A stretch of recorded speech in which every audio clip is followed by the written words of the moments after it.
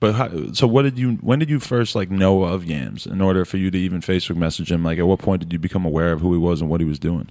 Well, I'd say after high school, I really got into ASAP. No, I was still in high school, but I got into Live Love ASAP. When Rocky dropped that shit, I was just like, oh my God, this shit is so fire. And so I just, became like a big ASAP fan. And so I just found out who Yams was through like YouTube and various interviews and such. And so when you have a clothing brand, you want to get your shit out to popping people. Like that's how I got into streetwear, was through Tyler the Creator wearing shirts. Right. So I'm like, I got to start somewhere. So I hit him up on Twitter. I was like, yo, can I send you this shirt? And he was like, yeah, blah, blah, blah. And then he added me on Facebook or something. He had like a secret Facebook.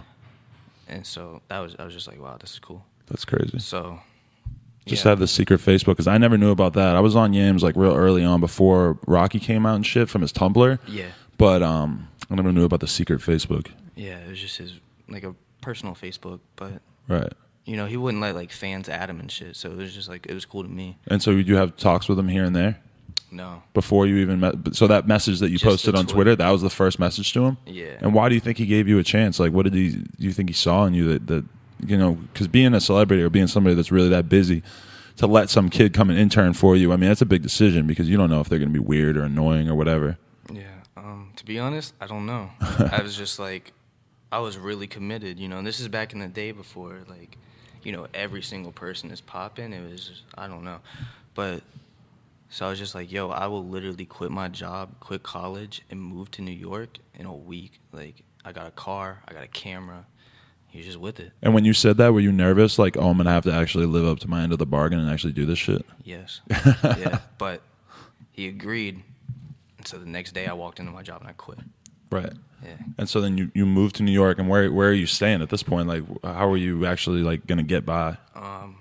My uncle lives in Long Island, which is like, you got to take the train from him and to drive. New York, Yeah. It was like an hour and a half. Oh shit. So I'm living with him. I got kicked out kind of after a month. So then for what? Just because they just couldn't have me. It was like some temporary shit. Yeah. So from there, my mom doesn't know this, or no one really knows this, but I was like living in my car. Oh shit. Okay. Sleeping on subways. Like I was kind of homeless, like drifting. I didn't know anyone actually. I didn't know a soul. But then what were your days like? What were you doing during the day? Just during work? the day, I'd pick up Yams at noon every day, and we would just go do missions and shit. Go to the studio. Ferg was recording his album. I was there for pretty much the whole album process. Okay. So yeah, what kind of missions other than just going to the studio would you be doing? And do you remember your first time meeting him? Because that's what I assume was going to be like the craziest little tale. Yeah, I was just so nervous. I couldn't talk. And what was he like in person? Because I've talked to him one time before he passed, but what was like the vibe that you got from him right away? Was he very accepting of you in real life as well? Yeah, he felt like, I don't know. I could tell he was gonna like break me out of my shell. He always defended me. He would always like big brother me. Right. And yeah, so he was the kind of person that was trying to like teach you things and help put you on game and stuff. Definitely doing that. Okay. He always took care of me. Like he knew I was poor as hell. I had no money. Mm-hmm. I moved up there with like $100. Right. And so he would just give me $100. He'd give me $100 a day, give me whatever, give me food, like. And so what was like the vibe around the ASAP camp at the time? Because I'm sure you weren't considered officially to be a part of it at this time, but there must have been a crazy feeling in the air because of the fact that Rocky had just come out and just become so successful just out the bat. And like people are already looking at Yams at that point like, yo, like you engineered this, like you helped this become a reality. Was there just like a general sense of excitement? Yeah. I miss those days a lot, but yeah. People were pretty accepting of me too. They were all pretty nice to you? Yeah. The first time I ever met Rocky, he was like, yo, you got fucking Asperger's? Like, what's wrong with you? I was just so nervous. Like, yeah, I was just nervous in front of all of them. But they were all really nice. They all, like, first time I met Ferg, he went and bought me food. He bought me chicken. Really? Yeah. And so, did you ever feel like there was kind of like a dissonance or a gap in between you guys? Because they're these black dudes from Harlem, and then here you are, this nerdy white kid from fucking North Carolina. Was this ever like an issue, or did you feel like they were just 100% accepting you right away? They were actually pretty accepting, and it wasn't that strange. It still isn't that strange. I'm like, I don't know.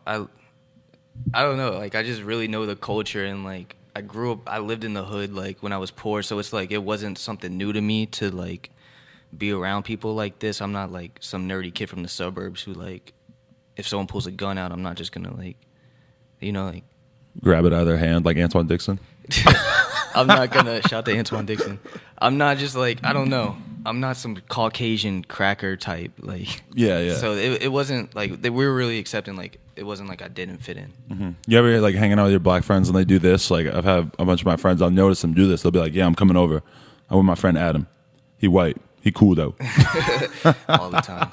Always, right? Because like that designation of like he's white is like to the other dude listening, it's kind of like, oh, so is he like a fucking reporter or a snitch or is he a fucking copper? Yeah, I'm team light skin. Everyone in ASAP tells me I'm light skin. Yeah, that is good. Yeah, just on the far end of being light skinned. I'm not white. I'm not black. I'm just light skinned.